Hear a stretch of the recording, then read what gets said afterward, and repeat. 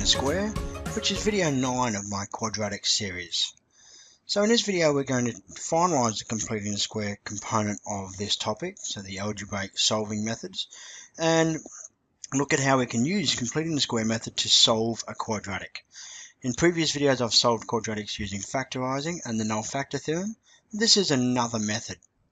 The good thing about this method is it will work with all quadratics.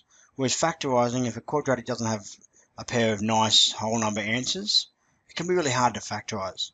Completing the square will always work, and so it's a really nice one to follow. So we're going to rearrange in the completed square form to solve quadratics, and I'll show you a range of examples. And I'm really going to do it through examples in this session.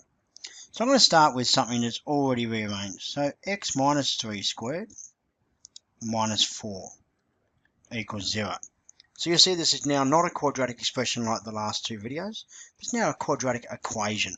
It can be solved. It's equal to 0. So x minus 3 all squared minus 4, the solution is really simple. Once you've done the hard work of completing the squares, solving is quite easy. So we do this.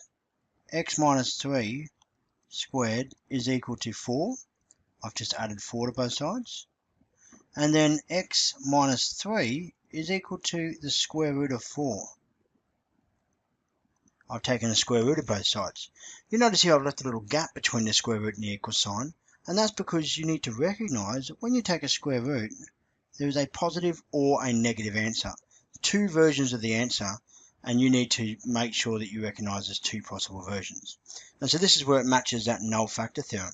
You get two possible versions. So we get x minus 3 is equal to plus or minus 2. And so now we split. A quadratic will often have, not always, but often have two solutions. X minus 3 is equal to 2, which gives us x is equal to 5, or x minus 3 is equal to negative 2, which gives us x is equal to 1. And there's our two solutions to that quadratic equation in completed square form. Let's have a look at a further example. Example number 2.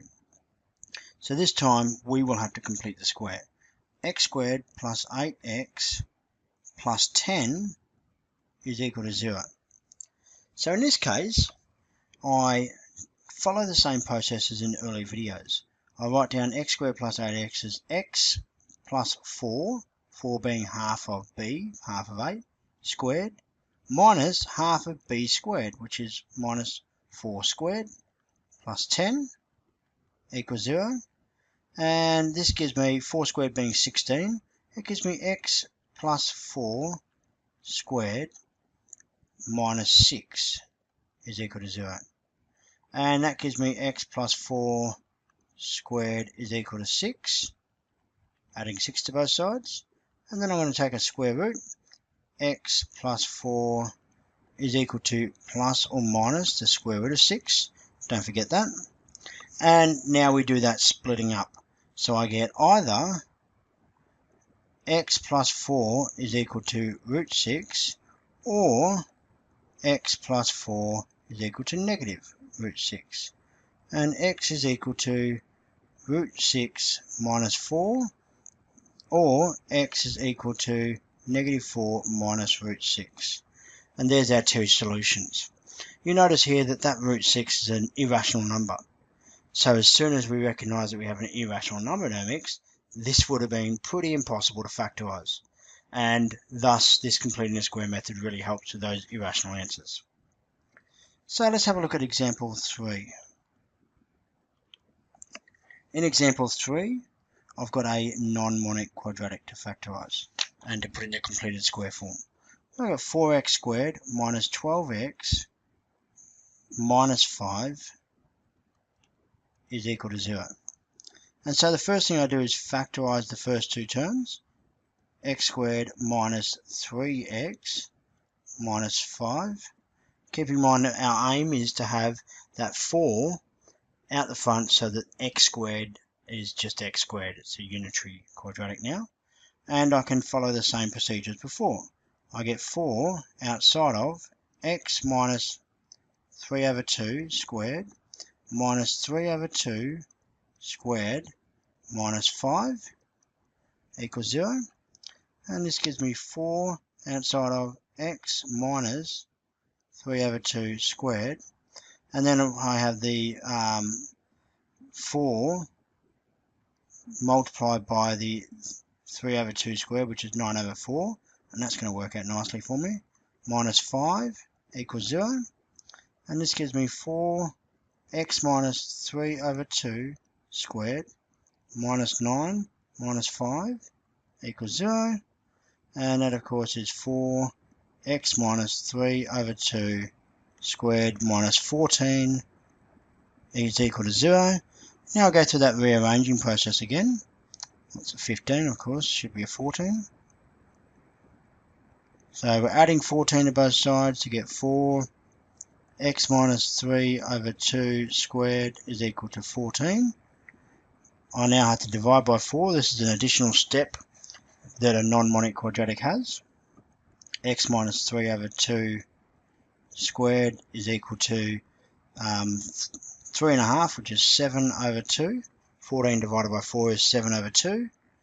So x minus 3 over 2 is equal to plus or minus the square root of 7 over 2. And neither 7 nor 2 simplify under that square root, nor do they have any square factors, so it can't be simplified at all. And we now split into two pieces. Either x minus 3 over 2 is equal to positive root 7 over 2, or x minus 3 over 2 is equal to negative root 7 over 2. And we can just finalize these equations. So I add 3 over 2 plus root 7 over 2. And I can't simplify that at all.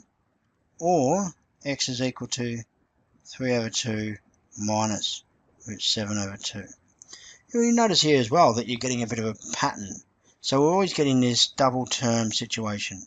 This term that came from inside our perfect square brackets, and this term that came from our square root component. But the answers differ because one of them has a plus and one of them has a minus. That pattern will always occur, and it's a nice little pattern to use just to check you're working as you go. So let's do one more example, and there's a really important reason why I'm showing this example. And it should be fairly quick. So it's an easier example. X squared plus 2x plus 5 equals 0. So we're going to complete the square on this. I start by writing this down as x plus 1, half of 2 is 1, squared, minus 1 squared plus 5 equals 0. And this, of course, is x plus 1 squared plus 4 equals 0. I subtract 4, x plus 1 squared equals negative 4, and then I take a square root. X plus 1 is equal to plus or minus the square root of negative 4. At this point, I hope you realise, or you're starting to think that, hold on, we cannot square root a negative number. Here's our issue, and our calculator will feed back that there is no real answer. Now, a quick verbal word on that. You don't really need to know this, but just know that within this topic in math methods, if there is no real answer, and you know why, because it's the square root of a negative 4 and the square root of a negative number, well, you can leave it at that. You know why, you've explained, we're very happy. But if you move on and do Math Specialist, you'll note that the square root of negative 1 actually does have a value, and it's not a real value, it's called an imaginary number. And that's something you may explore in specialist maths. That's a really interesting topic as well. But as it is here, we get no real solutions. And as you move into quadratic functions, you'll see the implications of no real solutions moving into these functions and some other aspects of quadratics. So there you have it, completing the square and how we solve equations by completing the square.